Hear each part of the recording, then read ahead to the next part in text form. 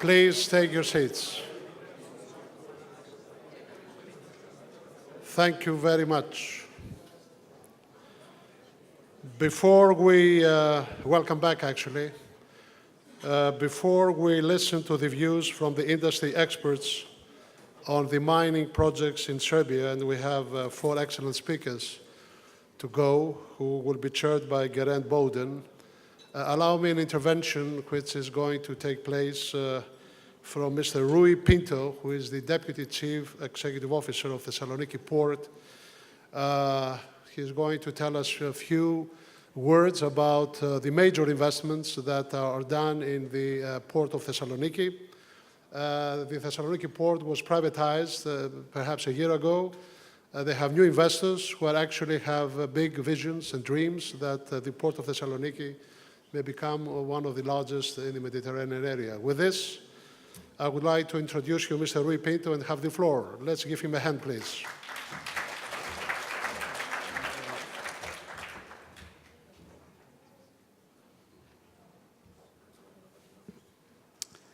Good morning, ladies and gentlemen. Thanks very much for the invitation. I'm very much impressed by the developments of the mining industry in Serbia and the prospects for the future. It really sounds very exciting for this country and for all the people and companies that are participating in this very important project. So my suggestion for the next 5 to 10 minutes is to talk about logistics and to talk about ports, because rightfully so, you need to ship your products and send them overseas. The port of Thessaloniki is in Greece, is the second biggest port in Greece, and is only 600 kilometers away from where we are sitting today. So it's just around the corner, I would say, especially when we hear about, or when we think about countries like Australia, that maybe they do more than 2,000 kilometers to reach a port. Thessaloniki is just around the corner. Thessaloniki is the second biggest container port in Greece, but is the major port for conventional cargo in the Southeast Europe, not only in Greece, but for the Southeast Europe. So the port was recently privatized.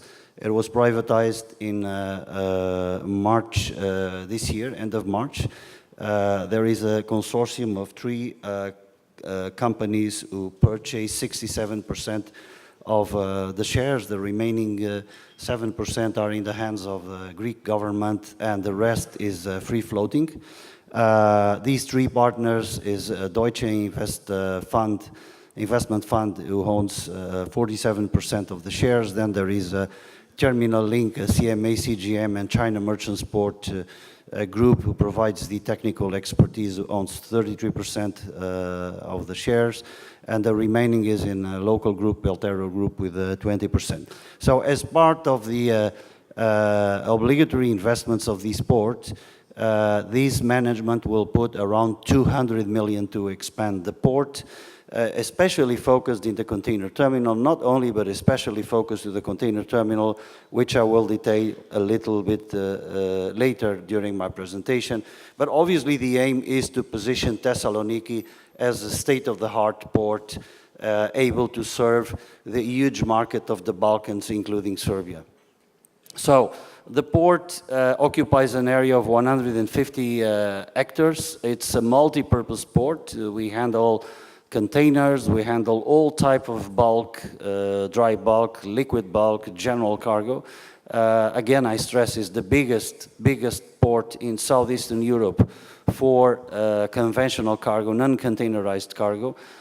We have 90 hectares dedicated to the handling of conventional, and around 32 hectares for the handling of containerized traffic. Last year, the port handled a little bit over 400,000 TEUs, so equivalent to 20-foot containers, and 3.5 million tons of conventional cargo. So the port is very well located. Just look at this location, just 5 capitals within a range of 600 kilometers. So it's a natural gateway for the Balkans.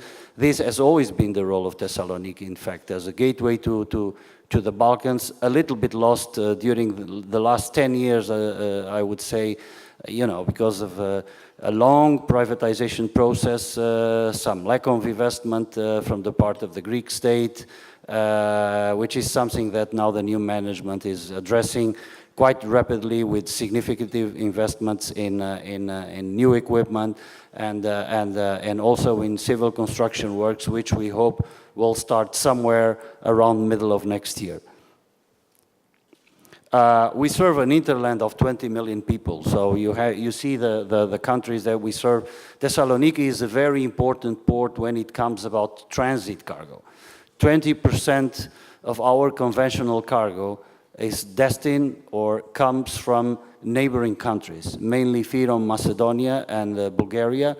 15% of our containerized cargo come from foreign countries, again, Fyrom, Macedonia, Bulgaria, also Serbia, mainly southern Serbia. So this is the role and this is the vision of Thessaloniki as a transit port for all these Balkan countries.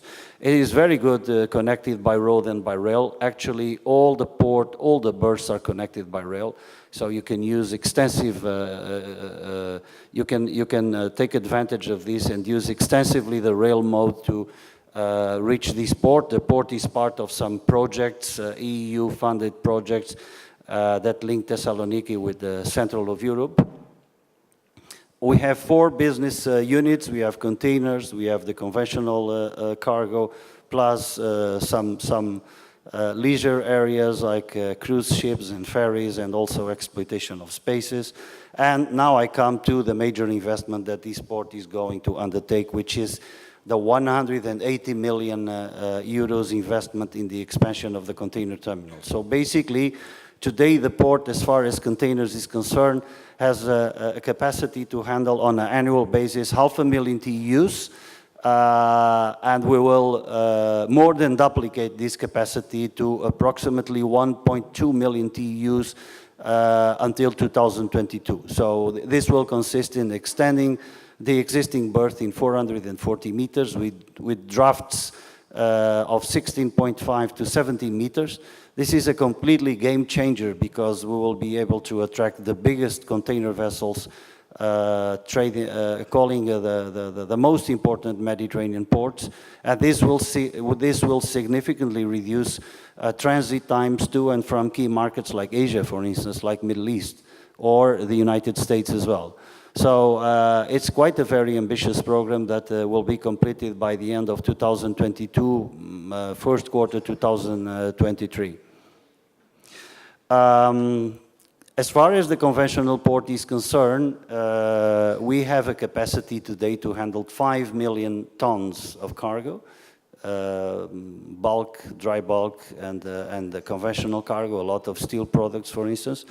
We primarily use 10 docks with 4,000 meters of berth to do this, to handle this cargo. And one of the things I would like to highlight, and I'm coming to the end of my presentation now, is the capability of the port to accommodate vessels that can carry up to 50 to 60,000 tons.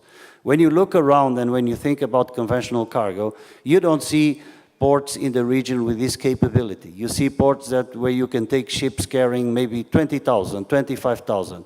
When you take a ship, and you know that by experience, that can carry 50,000, then the savings in terms of transport costs are significant. And Thessaloniki is the only port which is able to offer that capacity to the market. We operate round the clock, 361 days per year. It is a very protected port, no major issues, no closing days during the year. And again, all berths connected by rail, so you can access by road or by rail to the port of Thessaloniki. Why Thessaloniki? What is our value proposal? Is in fact the biggest conventional port in the area.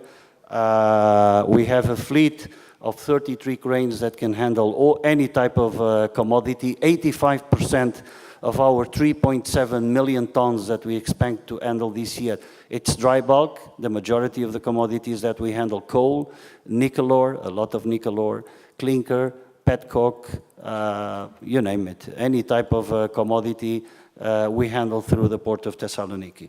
And with this, I finish my presentation. Thank you for your attention and interest. Thank you.